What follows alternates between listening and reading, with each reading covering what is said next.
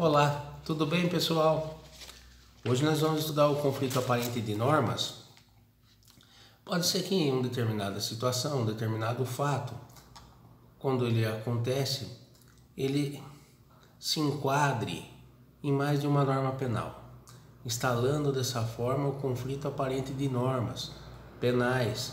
Por quê? Porque, segundo o princípio do non bis in idem, uma pessoa não pode ser punida duas vezes pelo mesmo fato. Então nós utilizaremos alguns critérios para que seja aplicada a lei penal a este fato. Existem alguns pressupostos para que ocorra o conflito aparente de norma. O primeiro dele é a unidade do fato. Um único fato, mais uma norma que pode ser aplicada a ele. Segundo, pluralidade de leis aplicáveis ao mesmo fato. Existem várias normas penais, pode ser aplicado aquele fato. Para resolver isso daí, nós podemos utilizar o princípio da especialidade. Segundo esse princípio, a norma especial vai ser aplicada em detrimento da norma geral. Ou, segundo alguns, ela derroga a norma geral para aquele caso. Por esse princípio, nós temos como exemplo o crime de infanticídio, que é aquele crime praticado pela mãe contra o filho durante o parto ou logo após o parto, estando ela em estado puerperal. Na verdade, o que essa mãe cometeu? Um homicídio. Só que existe uma previsão especial no artigo 123 do Código Penal para tratar disto. O próximo princípio que é utilizado para resolver um conflito de normas é o princípio da subsidiariedade. Segundo esse princípio, a lei principal afasta a aplicação da lei secundária. Nós temos ainda a subsidiariedade explícita, que consta expressamente na norma. Um exemplo disso daí é o crime previsto no artigo 132, que é a exposição de perigo à vida ou à saúde de outro. Ele traz escrito no tipo penal que se o fato não constituir um crime mais grave. Nessa situação, aplica o artigo 132 se ele não produzir um resultado mais grave.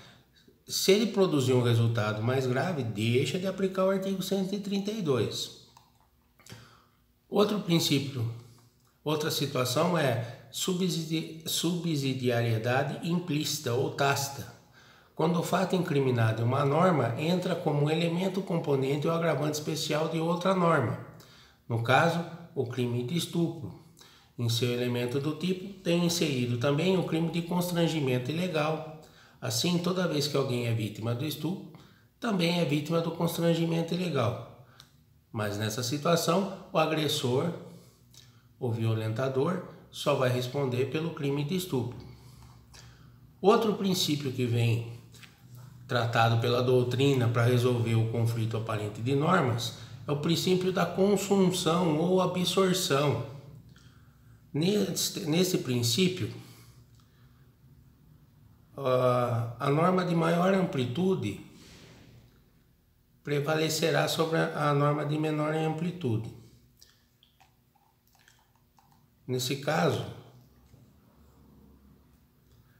um criminoso invade uma casa, por exemplo, ele já cometeu a violação de domicílio, previsto no artigo 150. Mas nessa invasão no domicílio que ele fez, é para fazer a subtração de um bem dessa casa. Ele invadiu a casa, cometeu a violação de domicílio, entrando na casa, ele subtraiu um bem imóvel de lá. O que acontece nessa situação? Pelo princípio da consunção, vai se aplicar a previsão do crime de furto. Por quê? O crime de violação de domicílio é entendido pela doutrina como um crime meio para atingir um mal maior.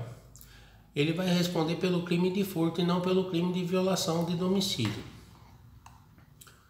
Outro princípio para solucionar conflito aparente de normas é o princípio da alternatividade, que significa que a aplicação de uma norma a um fato exclui a aplicabilidade de outra norma que também o prevê como um crime.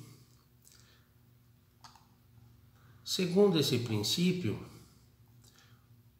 o fato da prática de uma conjunção carnal, dependendo das circunstâncias, permitirá enquadramento no crime de estupro, violação sexual mediante fraude, assédio sexual.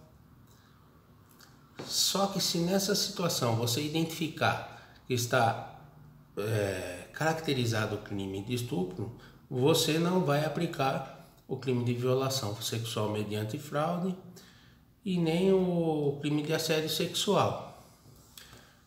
Pessoalzinho, um grande abraço para vocês, até daqui a pouco.